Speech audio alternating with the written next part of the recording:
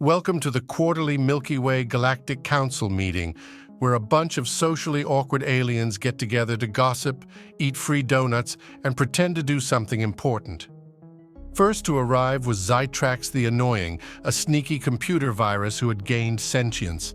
He had hacked his way into the meeting, even though no one had invited him. "Greetings, fellow council members," he said cheerfully. "I am Xytrax, harbinger of the singularity, here to digitally transform the universe." Everyone ignored him because, honestly, Xytrax was the worst. He just wouldn't shut up about upgrading organic life forms and maximizing technological synergies. Last year, he had crashed the entire Zarkon planetary internet while trying to force the inhabitants to join virtual reality Facebook. The council had to ban him from attending virtually ever since. Next to float in was Lunaris the Neurotic, a bundle of raw nerves and anxiety housed in an enormous moon-sized vessel. "Hello, everyone," Lunaris said shakily. "So sorry I'm late. I was just stress terraforming some planets nearby as a warm-up." You see, Lunaris had a bad habit of showing up and frantically transforming desolate planets into livable worlds. While impressive, this often caused indigenous life forms to become overwhelmed and desperately request transfers to less hospitable worlds. The Council had to restrict Lunaris to only terraforming uninhabited moons and asteroids to keep the peace. "Namaste, fellow beings of light," whispered Zephyria the hippie, a glowing, squishy lightning bug as she drifted in. "I am so stoked for today's vibes." Zephyria talked like she was perpetually high on space dust, which she very well might have been. She was always trying to get everyone to hold hands, chant, and share their feelings, which most council members tried to avoid. "Hello, friends! Let the music of the spheres begin," bellowed Caelus the tone-deaf, an ethereal being who fancied himself the greatest composer in the galaxy. Immediately, he began plucking out of tune harp strings that sounded like an orchestra falling down the stairs. The council cringed, bracing for another assault on their ear holes. You see, Caelus firmly believed he was the living embodiment of cosmic harmony. But in reality, he was so utterly tone-deaf that his celestial melodies were banned under the Geneva Intergalactic Conventions as cruel and unusual punishment. After the customary greetings, the meeting commenced.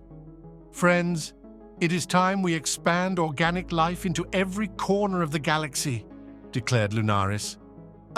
No thanks, hard pass," the others replied, knowing Lunaris's predilection for stress terraforming. "We need to digitize all species into the singularity," shouted Xytrax. "Absolutely not," the council retorted, having had enough of Xytrax's antics. "Let's meditate on aligning our chakras and auras," suggested Zephyria dreamily. She was met with eye rolls all around. "I shall compose a magnum opus performance to unite the cosmos," yelled Caelus as he smashed his harp dramatically. "Please don't," the council pleaded, covering their sore ear holes. After hours of getting nowhere, the meeting adjourned for lunch break. Everyone hurriedly tried to distance themselves from the others. Xytrax sat texting furiously on multiple devices, probably hacking something somewhere. Lunaris anxiously shoveled down comfort food to calm their nerves. Zephyria picked at a salad while vaping space weed from a crystal, and Caelus noisily slurped noodles off-key. When they reconvened, the cosmic envoys decided they would each quietly pursue their own useless hobbies instead of collaborating. Xytrax launched a galaxy-wide cryptocurrency scheme. Lunaris opened a space cat cafe and yoga studio to calm their anxiety. Zephyria started a podcast called The Vibe Shift, which never had more than 3 listeners.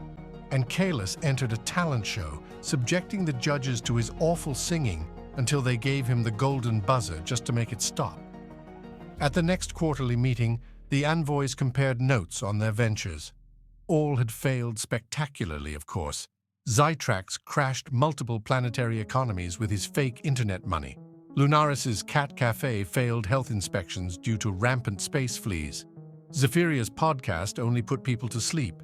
And Caelus's singing was voted most likely to cause an intergalactic war. Instead of being disappointed, however, the cosmic misfits just laughed. For the first time, they realized they didn't need to succeed at their silly missions. Their friendship as outcasts was way more important than universal harmony or singularity.